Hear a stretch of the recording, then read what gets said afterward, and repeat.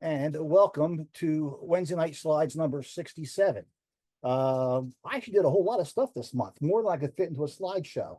So I just put in the stuff that I had promised in the announcement on Facebook, a couple of night photo sessions, and mostly my Florida trip.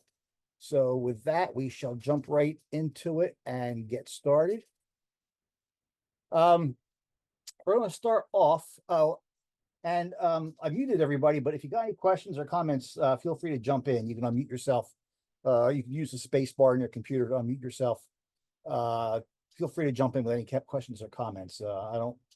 I appreciate the feedback. We'll start off on Labor Day weekend, Friday night. We did a night photo session up at Steamtown National Historic Site up in Scranton, Pennsylvania. The featured attraction was Nickel Plate Road, Alco, PA number 190, which is now owned by Delaware Lackawanna. Used to be owned by Doyle McCormick. It's an ex-Santa Fe, PA, but Doyle's favorite railroad is the nickel plate, so he had it painted in nickel plate. Delaware Lackawanna is restoring it, and part of the agreement from them buying it from Doyle is that they would leave it nickel plate for a few years once they get it restored, so it actually runs as a nickel plate unit. Here we are at Mattis Street Tower, former Lackawanna Tower, just outside of the Steamtown grounds for our first shot of the night. And then another angle.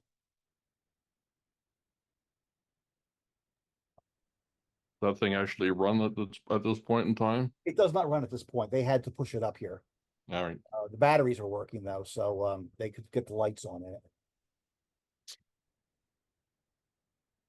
And then we went down to the core complex at Steamtown and lit up Nickel Plate Road 759 and Nickel Plate Jeep 514. As you can see, the theme of the night was nickel plate. The 759 was not under steam.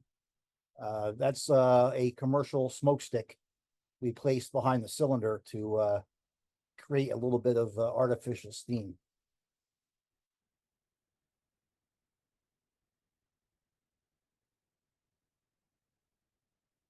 The following night, Saturday night, we continued the nickel plate theme by putting the 759 on the Steamtown turntable and having the two nickel plate diesels, the PA 190 and the Jeep 514, sticking out of the roundhouse stalls.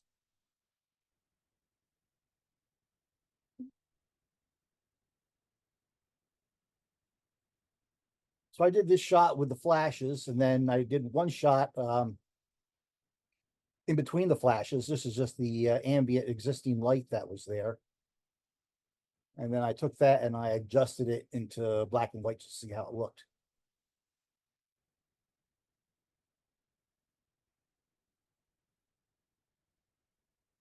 Steamtown was great to work with. We had a real good time with this night photo session.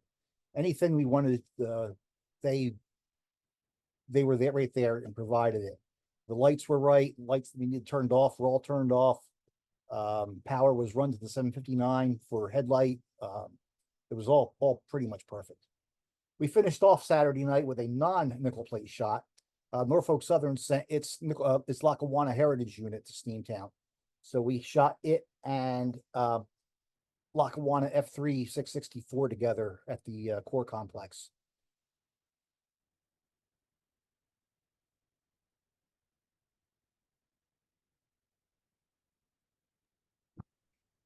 Is that ace painted or just washed? What's that? Oh no, the Norfolk Southern unit has fresh paint. They just ran it through the shop. Yeah, okay. Yeah, it's fresh paint. The next day, Labor Day Sunday, I went over to the Wilmington Western. They were going to take their steam engine out, which has just come out from repair, and they were going to do a trip for a handful of photographers just to get some publicity photos and things like that, plus test run the locomotive. Well, as you can see here, there's no steam engine on this train. The 060 number 58's throttle stuck, and they couldn't get it to open. So we went on the line with Vex Baltimore and Ohio, SW1 8408. Here we see it coming through the steel bridge at Ashland, Delaware. and crossing over one of the many trestles over Red Clay Creek. B&O wagon top boxcar running behind the 8408. And at the old National Vulcanized Fiber Plant in Yorkland, Delaware.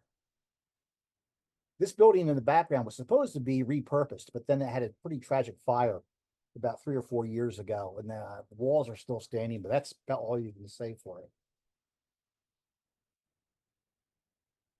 Another view at NVF.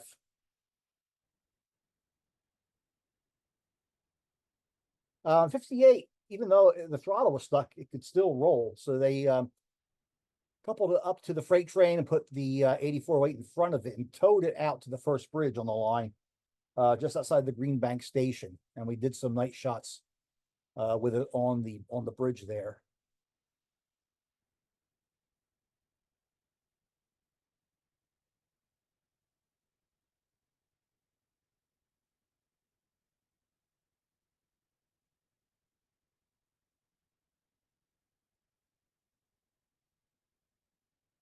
So it was a nice consolation prize for not having it out on the freight train earlier in the day.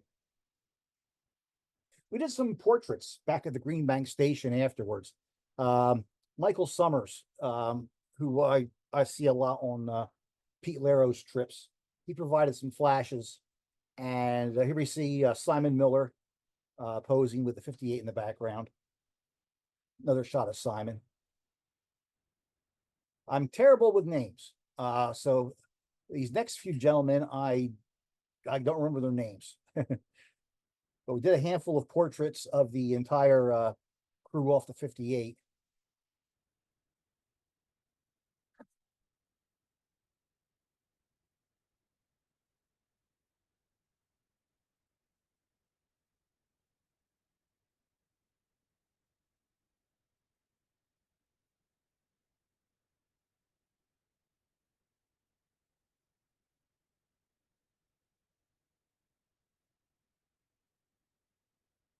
And we finished off with Josh Scott, the master mechanic of the Wilmington and Western. Okay, off to the Florida trip. Here we go.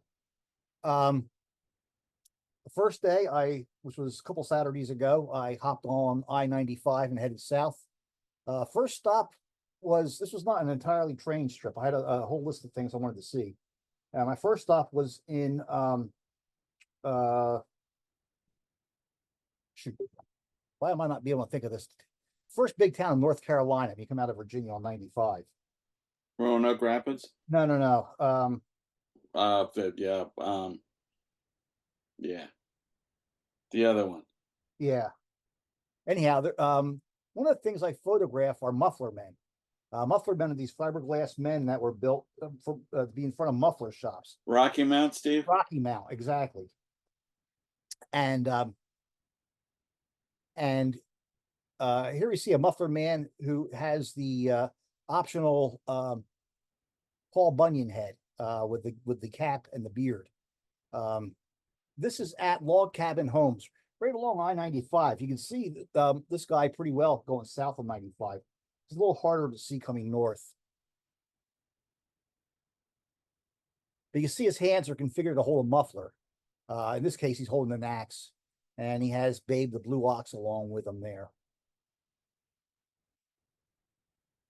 My next stop was in Wilson, North Carolina, where I got a southbound Amtrak train, probably the Palmetto. I was in Wilson because I wanted to go over to the Carolina Coastal Railroad. They got some locomotives painted in a scheme just like the original Norfolk Southern, but I couldn't find them. I did know there was a muffler man in Wilson, however, and when I was driving over to the Carolina Coastal, I found him pretty easy. Muffler man with different arms. He's a waving muffler man, but he's got the Paul Bunyan head as well with the cap, and he's holding the tire.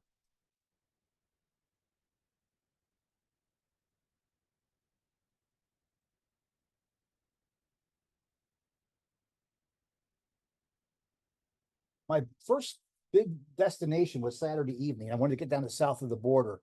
The big tourist trap just across the state line in South Carolina, to shoot their neon at sunset. Unfortunately, some of their neon is getting a little bit tattered. A lot of stuff is out.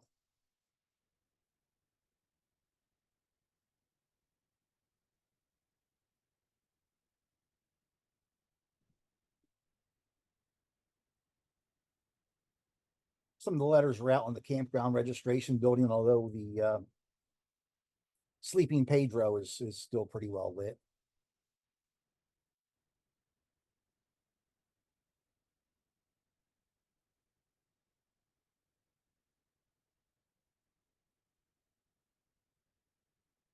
This sign here is fully illuminated. Nothing out on this. Pedro's Pantry had almost all of its lights on it. Cigarettes are just ets.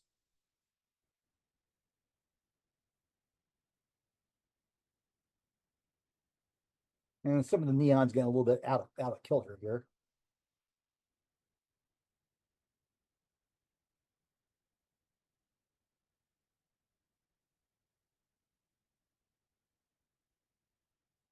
The Myrtle Beach shop, where you come in and see a great white shark.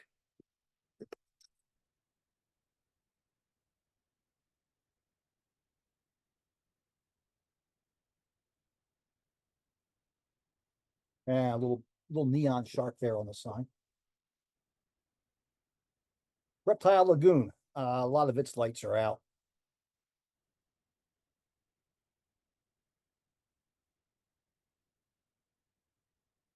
There's a nice pedestrian overpass. You can walk up and over US 301 here. Provides some nice angles.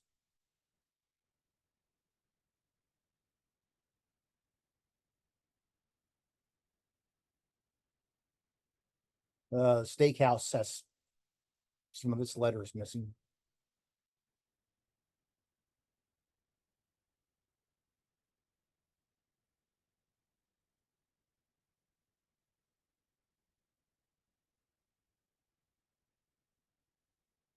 Still a pretty cool place. It goes back to, the 1960s when everybody was hitting the road to Florida in their Chevys. Tourism is visitation is down quite a bit here now over the years. And there's a Buc-ee's that's about 40 miles south of here now. That's probably taken away a lot of their folks looking just for a quick stop.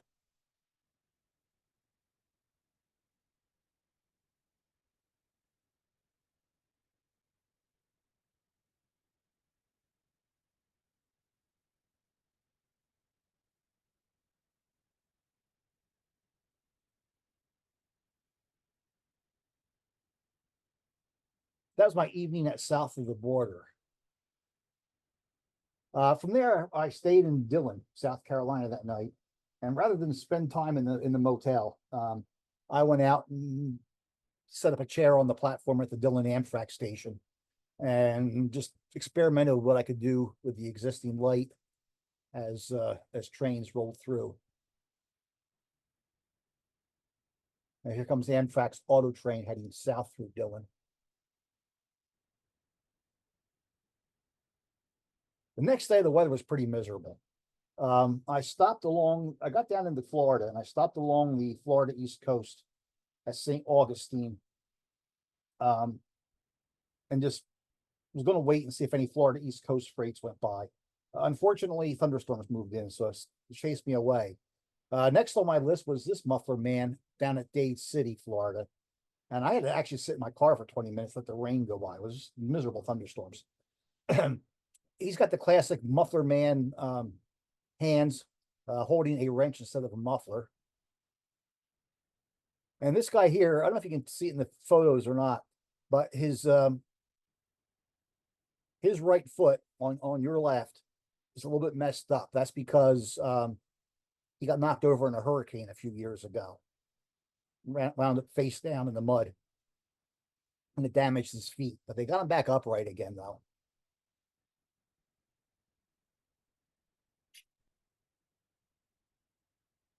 That was all I saw on the second day, because of the thunderstorms. So I headed down to, I spent that evening, the storms did stop. I spent that evening at Lakeland, Florida, to see if any trains went by, but nothing showed up. Next morning, Monday morning, I was in Bartow, Florida. Florida Central has painted these locomotives into this really spiffy seaboard coastline inspired paint scheme. Really nice. And my intel said they would be running on Monday morning. Well, sure enough, they were. And off they went from Bartow heading north. They don't run very far, just up to Winter Haven, just up the road a little bit.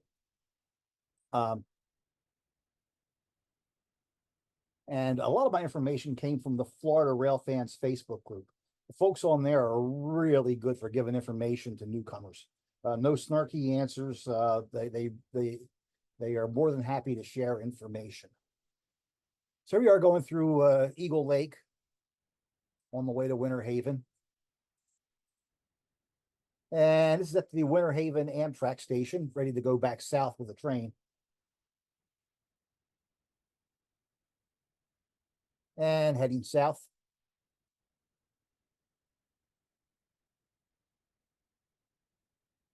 Then he stopped here at Eagle Lake to do some work.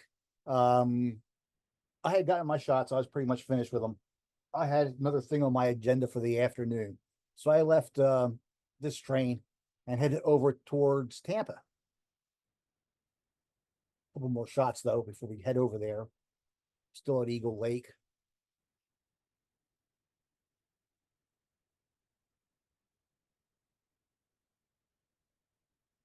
Headed over to Tampa. I wanted to shoot the Tampa streetcar, TECO, Tampa Electric Company.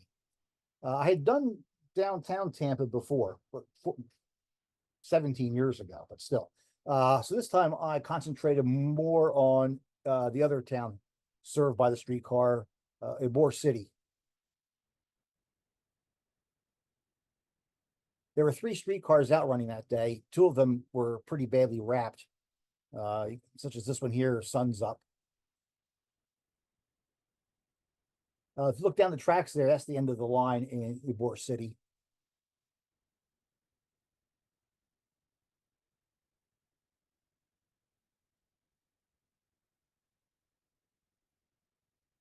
Service is free, runs every 15 minutes.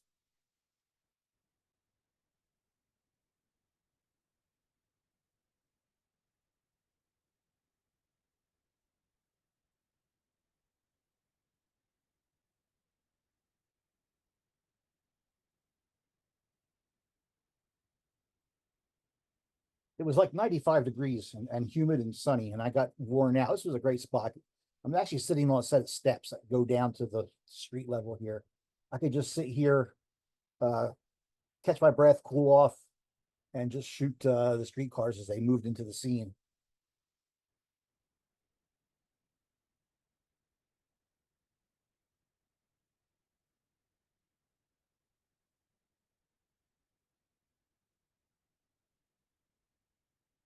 And going by the James Joyce Irish Pub. The cars are reproductions. They're reproduction Bernies, built by Gamaco. I did venture to downtown Tampa, but traffic and lousy parking and clouds. I just got this one shot here near the downtown area. This is in front of the aquarium and cruise ship terminal. But back up to Ybor City. There's actually a diamond on the line. The streetcar crosses a CSX line that's used by Amtrak to serve Union Station, and then CSX uses it to access the port of Tampa. So here we see one of the streetcars crossing over the CSX diamond. And then here's Amtrak. It's actually going away. It's pushing back into Tampa Union Station. They turn the train on a Y about 2 miles east of here. That's a long backup move from the Y to the station over about a dozen or more grade crossings. It's pretty wild.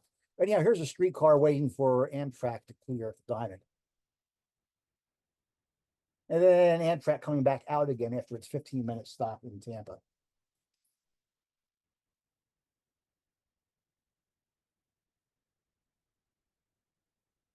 From there, I had heard there was a local that works the Tampa port Sunday through Thursday, and it comes out right after Amtrak gets out of the way downtown. So I went out into Tampa, found a parking spot on the street where the train runs, and waited some more, and it thunderstormed again, and I waited some more. Finally, I gave up. All I got was some neon, the hub, along the line. I found out later that the traffic at the port has almost dried up. So that Sunday through Thursday local is now a Sunday, Tuesday, Thursday local. I was there on a Monday. Sunday, Tuesday, Thursday local when it runs, if it runs. Tuesday morning, I started off in Bradenton. I knew there was a CSX local that came across this long bridge in the morning, usually about mid-morning. So I got there about 7:45, and I set up and I waited and I waited and I waited. Finally, about 11:30, I heard horns across the river. I then waited some more because there's a customer across there. Finally, the train rumbled across at about 1:45. I'd been sitting there for about 5 hours waiting for this train to show up. It does serve a Tropicana place in Bradenton, thus the Tropicana cars on the head end. From here, I had planned to check out a few towns where the Seminole Gulf Railroad might be working. Might have Switcher's Base, might be out working. Unfortunately, due to this train being about 3 hours later than I had anticipated, I gave up on that idea. Excuse me. And instead, I had lighthouses I wanted to do on Tuesday evening down near Fort Myers. But first in Bradenton, there's this really nicely restored Uniroyal gal, the cousin to the Muffler Man, in a private collection. Uniroyal gals were designed to hold a tire in their upraised hand there. So I left Bradenton, and my first stop was the Boca Grande Lighthouse. One-story building with a lantern room on top. Unfortunately, very difficult to photograph. Between the brush and the fencing and everything else, there wasn't a whole lot of angles of this lighthouse available. Just about 2 miles up the road, though, is the Gasparilla Island Lighthouse. And this was far more accessible.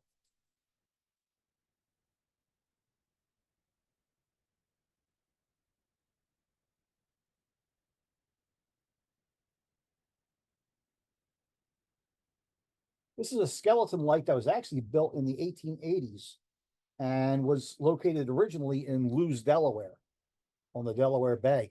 It was dismantled in the early 1920s, stored for several years, and then reassembled here in the late 1920s. From there, I went over to just outside Fort Myers, where this guy is standing, a cousin to the Muffler Man. This is a Big John. There was a grocery chain in the Midwest around the Chicago area called Big John's. And they all had these Big John fiberglass giants in front of them. They have since scattered. I think the Big John's chain closed. They have since scattered, and one found his way down here to Florida. He was originally as tall as that post behind him. But he too was a victim of a hurricane, which bent him over.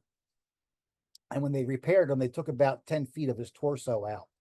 The Big John giants were all designed to hold grocery bags.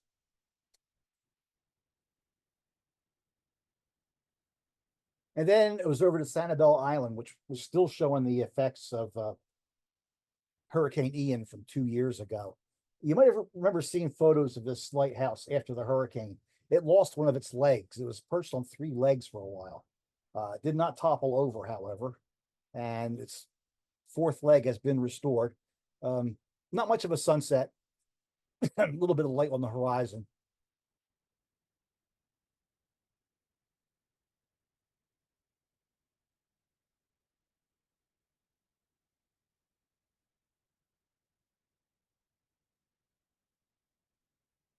And a beacon that flashes twice every minute or so.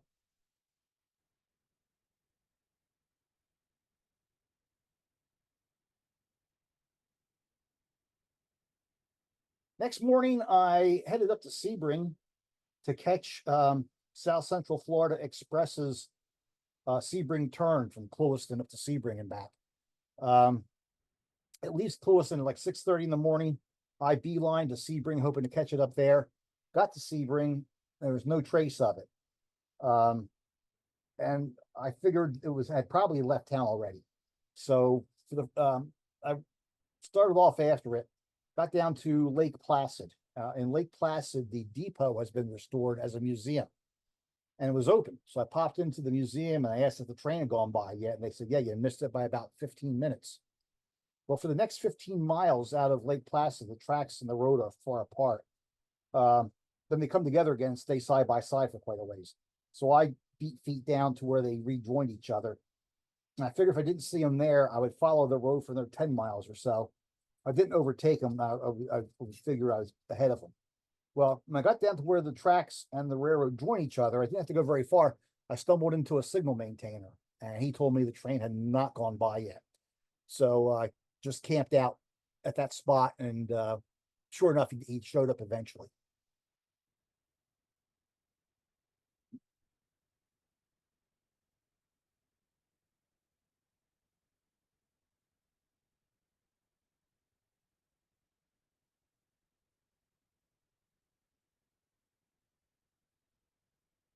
And this is getting down towards Moorhaven, which is the next big town before he gets into Clewiston.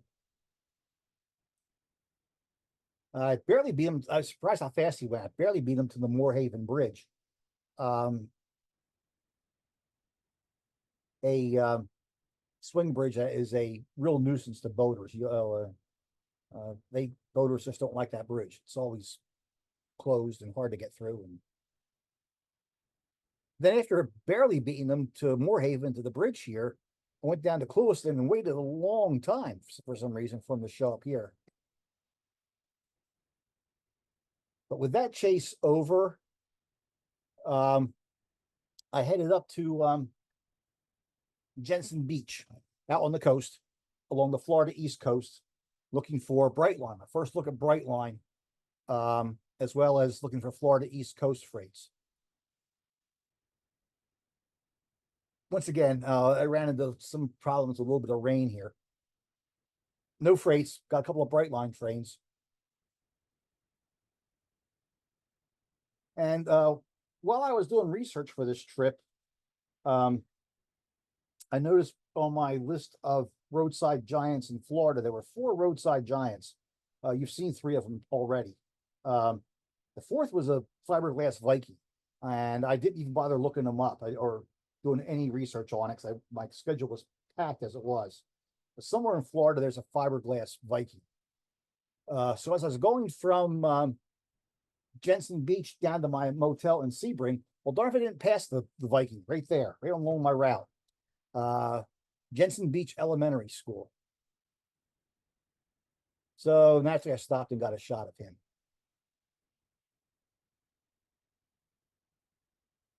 Next morning, that night it poured rain, just poured rain. I didn't go out and watch trains. This was pouring rain. Next morning I got up, and this McDonald's right next to my motel has this really cool old McDonald's sign with speedy service.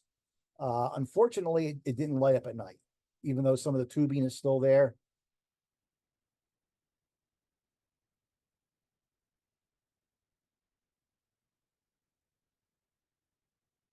It was supposed to be cloudy on this morning, and there's a real nice shot in Stewart off the US 1 bridge. Requires a bit of a hike up the bridge to get to it. And it's supposed to be cloudy. I wasn't going to bother, but there's just enough sun that made it worthwhile. So I thought, okay, I'll go up onto the bridge and wait for Brightline to come south. And sure enough, got Brightline coming across the bridge there. I left my cell phone back in my car, so I couldn't check the schedule to see when the next Brightline train came north. But this guy cleared and the bridge didn't go up, the swing bridge back there, even though there's a boat waiting for it.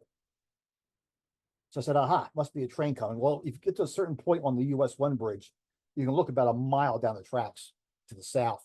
And sure enough, a Brightline train showed up coming north. So I got him.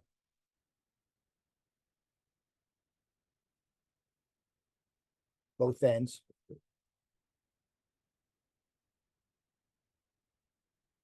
And the bridge still didn't go up. So I said, must be something else happening. So I waited a few more minutes. And sure enough, this southbound Florida East Coast train came by, led by a locomotive in the new Florida East Coast paint scheme. That new color scheme is a crying shame. It's different. Oh, awful.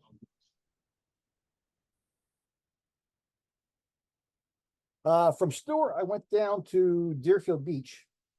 I was going, my afternoon was going to be in Miami. So I went to Deerfield Beach and hopped Tri-Rail. This train here is what I got on, with this ancient Jeep leading the train. I rode Tri-Rail down to where it interchanges with the Miami Metro Rail, the elevated line, and then rode the Metro Rails to south of Miami to shoot some of the Metro Rail action. This is at Coconut Grove.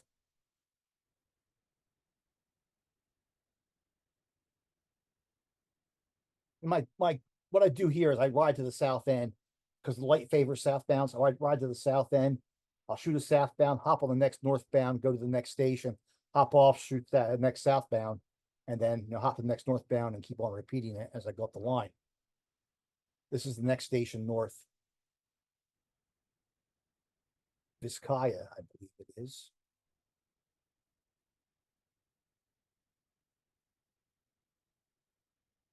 I hadn't shot the Miami Metro Rail since 1988. It's been a while since I was down there. I was getting into downtown now, and the clouds are beginning to build up.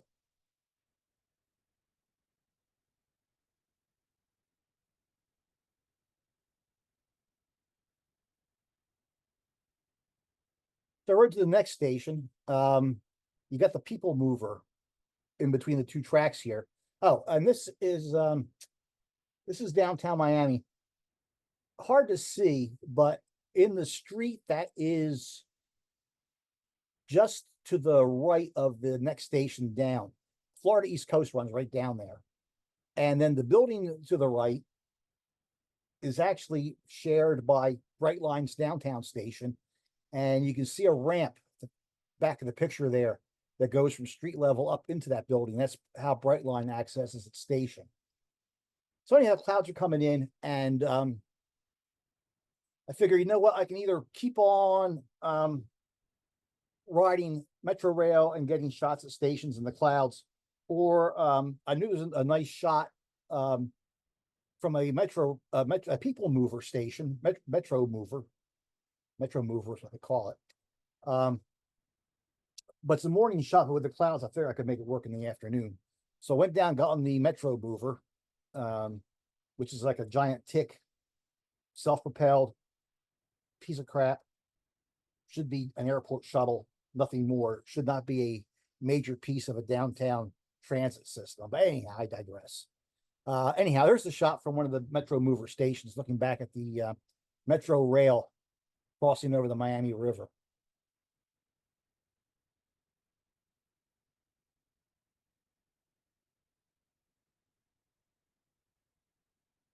From there is back up to Deerfield Beach by Metro Rail and Tri-Rail.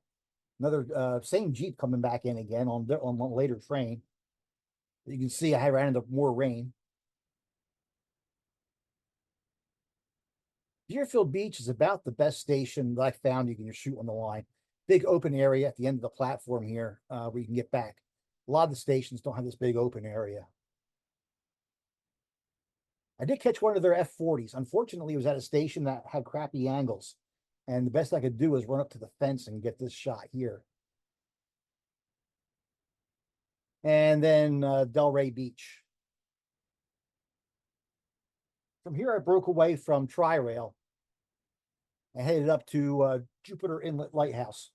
I had been on a tour of lighthouses where we shot almost every land-based lighthouse on the Florida Atlantic coast at both day and night. The only one we didn't shoot at night was Jupiter. So I thought, okay, I'll go get some night shots of Jupiter while I'm here. So I just found a nice park, Dubois Park, and just sat there and watched the light change and get different shots of the Jupiter lighthouse. Once again, not much of a sunset.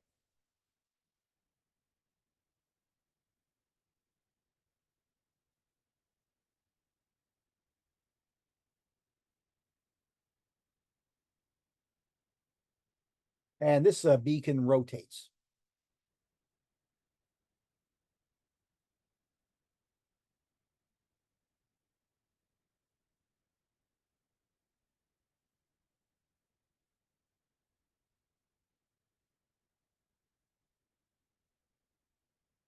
That night I went, stayed in Stewart again. Went down to Sailfish Circle, a busy traffic circle with Florida East Coast running right through the back end of it. And I just tried some handheld night shots at Sailfish Circle. 11 o'clock, the fountain turned off, so you can actually see the sailfish on the left-hand side there. It's inside the fountain with a northbound Florida East Coast train going by.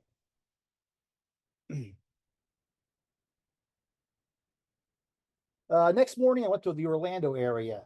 Started off at Poinciana, the south end of the Sunrail commuter system. And it started off with a CSX freight, followed by Sunrail.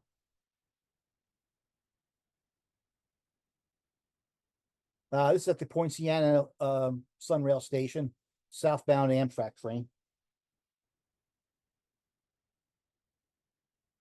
And then from there, I went north of Orlando, up above Sanford, to Lake Morgan and the bridge over the St. John River.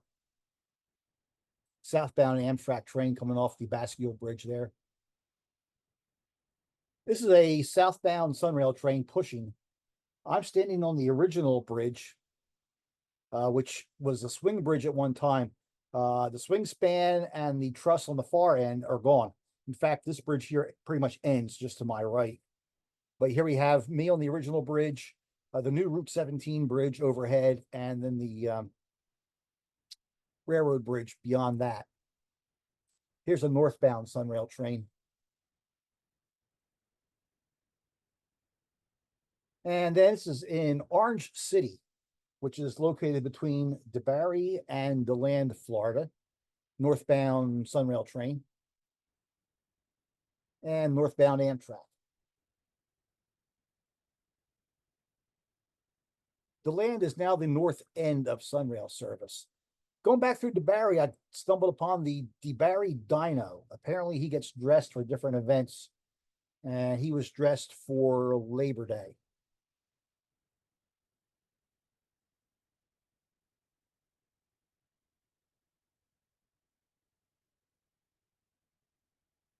This is at the DeBary station, a northbound Sunrail train.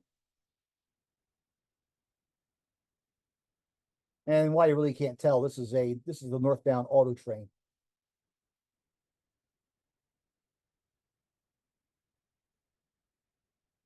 This is just south of Sanford.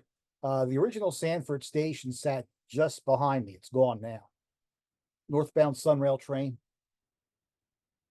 And then on the other side of Sanford, off to the right, that's actually the Sunrail shops there. Then just beyond them is Amtrak's auto train terminal. A little bit of sun popped out right at sunset. And so I went back up to Lake Morgan and got a silhouette shot of a train crossing the bridge there. That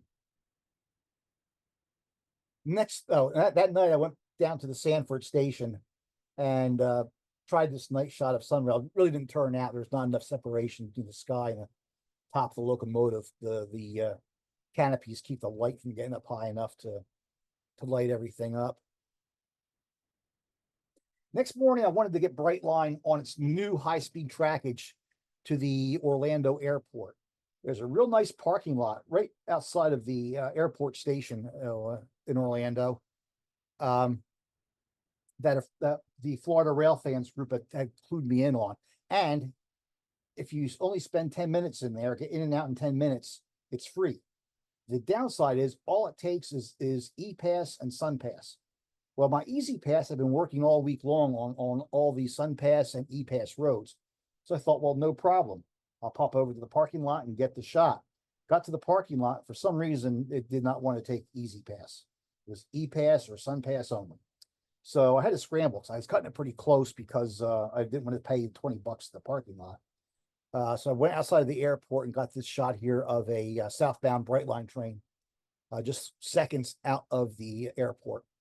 I waited around another hour to get the next outbound train from the airport and found this shot here, actually on the airport property, but not posted, behind JetBlue University. Found an opening. There's actually a gate here. It's all fenced off, but there's a gate here. And I could poke my lens through the gap in the gate. From there, I went over to Cocoa to look for more Brightline and any Florida East Coast freights. But being a Saturday, Florida East Coast freights were just not happening. Once again, rain came up, kind of drove me away. With the possibility of almost no Florida East Coast freights on the horizon, I decided to head north, start to drive home. After getting a few more Brightline trains.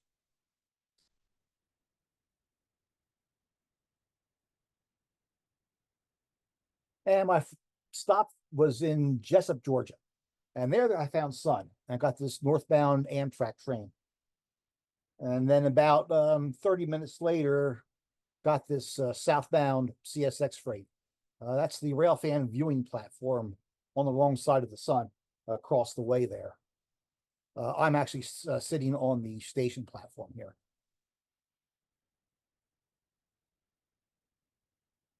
Next morning, last day of the trip, I met up with Doug Scott in Yamasee, South Carolina, and got the northbound Palmetto.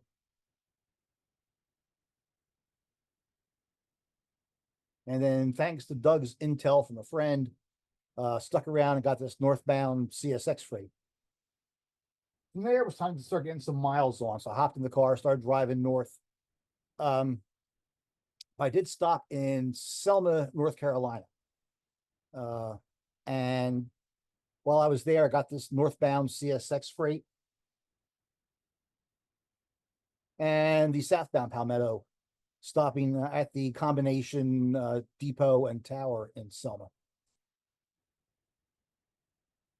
From there, I started just hammering north.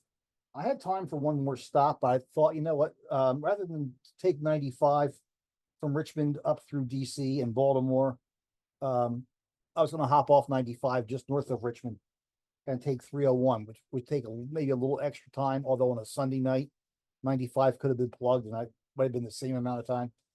But so I hopped off on 301, US 301, and I'm glad I did. I got to into Maryland, and in Belle Alton, Maryland, the Motel Belle Alton had all of its neon lit up and working, other than the no vacancy because they had vacancies. The little bit of pristine neon was a good end to the trip, and that wraps that up. Next program is going to be October 30th, depending on the World Series, which will be going on possibly right around that time. So that's subject to change, but tentatively October 30th. With that, I am going to sign off for the folks on YouTube and